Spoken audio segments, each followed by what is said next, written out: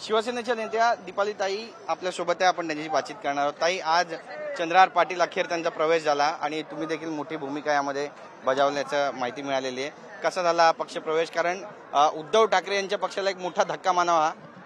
नक्कीच मी महिला महाराष्ट्र केसरी घेतल्यापासून म्हणजे मला महिला महाराष्ट्र केसरीला शिंदे साहेबांनी खूप मदत केली होती आणि मला खात्री होती की पहिलवानांना कोण नाही देऊ शकतं तर हाच पक्ष म्हणजे आमचाच पक्ष नाही देऊ शकतो। आणि माझी इच्छा होती की कितीही झालं तरी चंद्रहार सारखा एक मोठा पैलवान, एक मोठा नेता आपल्याकडेच यायला पाहिजे, जेणेकरून कुस्तीतल्या प्रत्येक म्हणजे आज मी जेवढं फिरली आहे तेवढं मला माहिती आहे की प्रत्येक ठिकाणी कुस्ती खेळणारे पैलवानांचे किती प्रॉब्लेम्स आहेत आणि ते सॉल्व्ह करण्यासाठी एक असा नेता हवा होता। त्या नेत्याला बरोबर इकडे आणून मला असं माहिती आहे की आता चंद्रहार जेव्हा इथे आलेला आहे, इथे आता कुठल्याही पैलवानांची कसलीही म्हणजे काळजीच करण्यासारखी नाही, सगळे प्रॉब्लेम सॉल्व्ह होणार आहेत। महिला केसरीचा देखील तुम्ही लावून धरलेला आहे विषय आणि तो देखील लवकरच मार्गी लागेल असं म्हणा। हा, महिला महाराष्ट्र केसरी आपण पहिली घेतली, त्याच्यानंतर बऱ्याच झाल्या। आता आपण लाडकी बहीण सेना केसरी करतोय आणि तीही लवकर करतोय। आज आपल्याबरोबर चंद्रहार सारखे पक्षप्रवेश झालेला आहे, तसंच आपल्याबरोबर हिंद केसरी आबा पण आहेत। म्हणजे असे मोठमोठे नेत्यांचे आज आपले प्रवेश झालेले, सगळे हिंद केसरी म्हणा, महाराष्ट्र केसरी म्हणा, आज म्हणतात ना आखाडाच पूर्ण इथे आलेला आहे। नक्कीच ताई, पण याने महाराष्ट्राचं राजकारण ढवळून निघेल आणि विशेष करून पश्चिम महाराष्ट्राचं, कारण आता भविष्यामध्ये महानगरपालिकेच्या पंचायत राजच्या निवडणुका आहेत। कसं पाहता याकडे? मोठा बदल घडेल?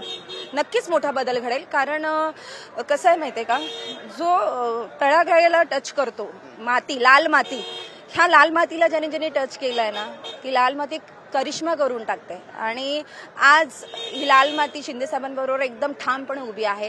पूर्ण महाराष्ट्रभर आज आम्ही सगळेजण मिळून एक अशा पद्धतीने लढाई करू की मला एवढी खात्री की वन साइडेड हे पूर्ण चित्रच वेगळं असेल। नाही, पण काही राजकीय प्रश्न तुम्हाला विचारायचा आहे। आता राज ठाकरे आणि उद्धव ठाकरे एकत्र येतात, त्याचा काही परिणाम होईल असं तुम्हाला वाटतंय? शिवसेनेला काही फरक पडेल? गजानन कीर्तिकर यांचं जे वक्तव्य ते अगदी याच्या विरुद्ध आहे। गजानन कीर्तिकर म्हणतात की दोन्ही भाव एकत्र आले तर सर्वसामान्य मुंबईकर म्हणा किंवा मराठी माणूस म्हणा त्याचा विकास होईल, त्याच्यावरचा अन्याय दूर होईल आणि एकनाथ शिंदे यांनी सुद्धा त्यांच्यासोबत यायला पाहिजे। कसं पाहता याकडे? कीर्तिकर साहेबांनी जे काही म्हटलं असेल हे त्यांचं स्वतःचं काहीतरी असू शकतं, पण मला एवढं नक्की माहिती आहे की शिंदे साहेब हे मातीला टच करणारे नेता आहेत आणि प्रत्येकाच्या मनामनात घराघरात त्यांनी राज्य करत आहेत। आज हिंदू हृदय सम्राट बाळासाहेब ठाकरेंनंतर जर कुणी आपल्या डोळ्यासमोर जर कोणी नेता येत असेल तर ते आहेत शिंदे साहेब। आणि शिंदे साहेबांनी इतक्या मनापासून सातत्य ठेवलंय लोकांच्या मनातल्या घरात जाऊन लोकांपर्यंत टच करून लोकांचं काम करण्याचा। छोटी गोष्टी आहेत। आता त्या 2 दिवसापूर्वी त्या एका बाईला किडनीचा प्रॉब्लेम, त्या ताईला किडनीचा प्रॉब्लेम झालेला, तिला घेऊन ते चार्टर्डमध्ये घेऊन तिला इकडे घेऊन आले आणि इथे येऊन तिच्यावर शस्त्रक्रिया करा। म्हणजे खूप कमी नेते आहेत असे जे हे सगळं करतात आणि मला असं वाटतं की हे करायला पाहिजे। नुसतं माईक घेऊन किंवा नुसतं बकबक करणं हे केल्याने आपण काही चेंज नाही करू शकत। आणि माझं असं म्हणणं की भावाभावामध्ये काही भांडणं असतील तर ते मिटत असतील, तर ते एकत्र येत असतील तर नक्कीच चांगली गोष्ट आहे।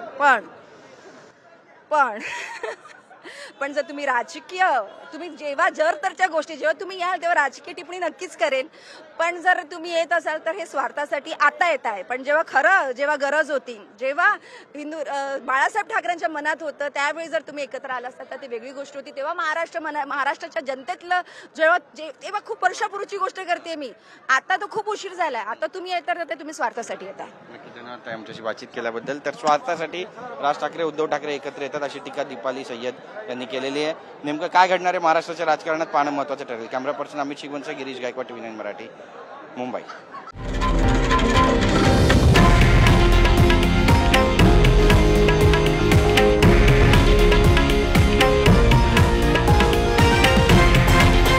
हे आहे देशातील नंबर 1 न्यूज नेटवर्क आणि आपण पाहत आहात TV9 मराठी, एकमेव।